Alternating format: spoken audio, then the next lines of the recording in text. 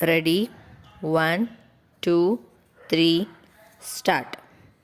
Due to the injuries sustained by the petitioner in the accident, his left eye was severely damaged, and pursuant to the surgery being to the left eye, he came to be discharged on 9/5/2011. Pursuant to discharge from the hospital in view of post operation complications, he took further treatment on OPD basis.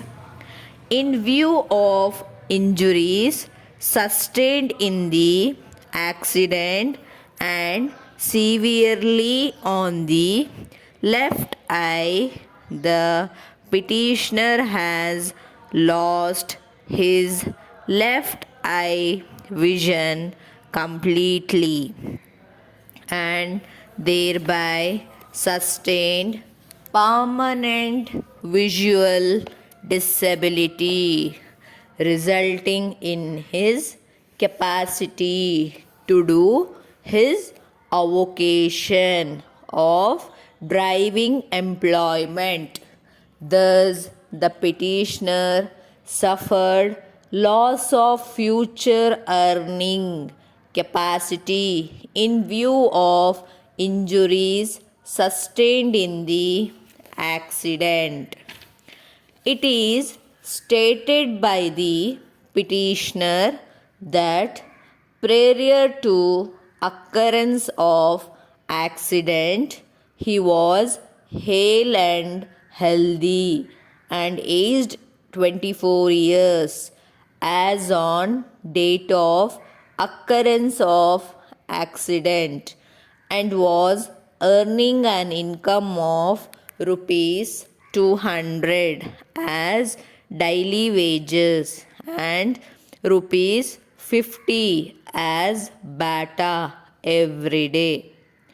In view of the accident, petitioner lodged a complaint before HD Kote police station and consequently the police registered an FIR in crime number 147 bar 2011 on 2/5/2011 for the offences punishable under sections 279, 337, 304A of IPC, read with section 134A and B of the IMV Act.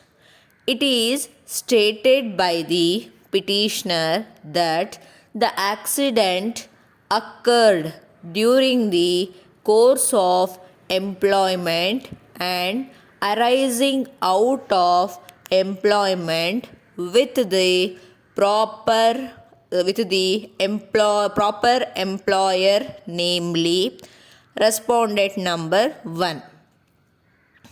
It is further stated that since petitioner was in employment with respondent number 1, there exists relationship of employee and employer, and that respondent number 1, employer of the said vehicle involved in the accident, had insured the vehicle with respondent number 2, that is insurance company.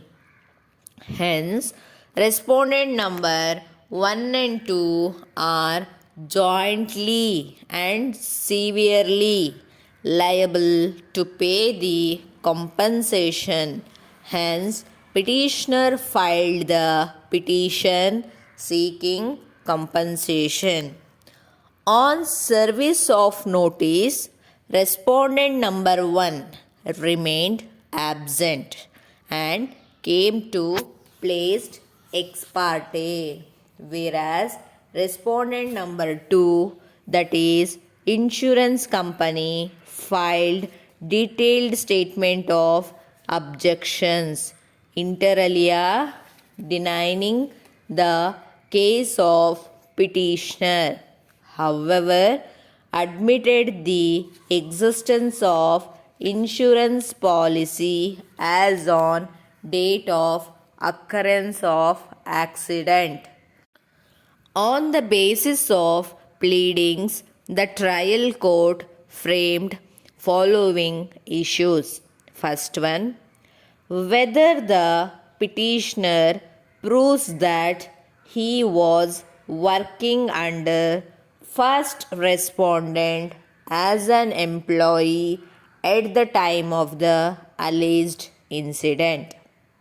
Second one, whether the petitioner proves that he sustained injuries at the alleged accident during the course of his employment with first respondent.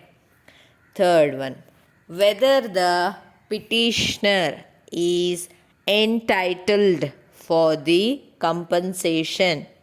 If so, at what rate? Fourth one, what order or award?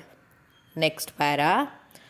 In order to substantiate the issues and to establish his case, the petitioner got himself examined as PW1 and also the doctor as PW2 and got marked documents as per Exhibit P1 to 8 in support of his case, whereas respondents have not chosen to lead evidence and no documents have got marked on their behalf.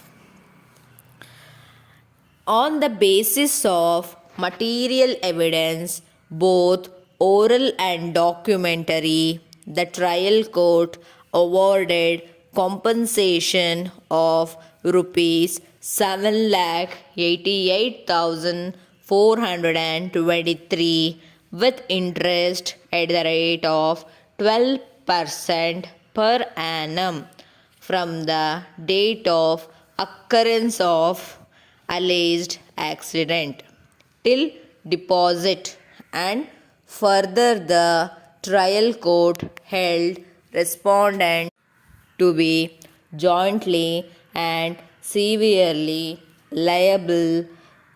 Respondent number 2 was directed to deposit compensation within 2 months from the date of order.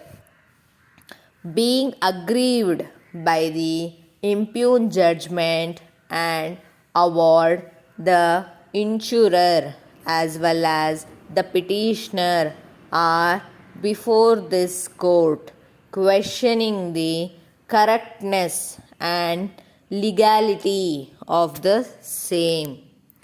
Next para. It is the vehement contention of Shri B.C. Sitaramma Rao, learned counsel for the insurer, that the judgment and award passed by the trial court is perverse and arbitrary, as it has ignored the statutory provisions of Schedule 1, Part 1, Item number 26 of the Employees Compensation Act while assessing the loss of earning capacity at 100% as against 30% assessed by the medical practitioner. It is further contended by the learned counsel that the trial court has committed a serious error by acting arbitrarily in over assessing the loss of earning capacity contrary to statute and medical evidence, and has erred in not noticing that it is only the left eye that is affected, whereas the eyeball is not damaged, and has ignored the aspect of the other eye being perfectly in order. It is further contended by learned counsel that the trial court has grossly erred in awarding interest from the date of accident, whereas interest ought to have been awarded after 1 month from the date of accident as contemplated under law. He further contends that, on an overall view, the learned trial judge has misdirected himself and grossly erred in not considering the provisions of law with regard to award of compensation, and also with respect to award of interest from the date of 1 month after the date of occurrence of accident. On these grounds, Lord Counsel seeks to allow the appeal and consequently set aside the judgment and award passed by the trial court.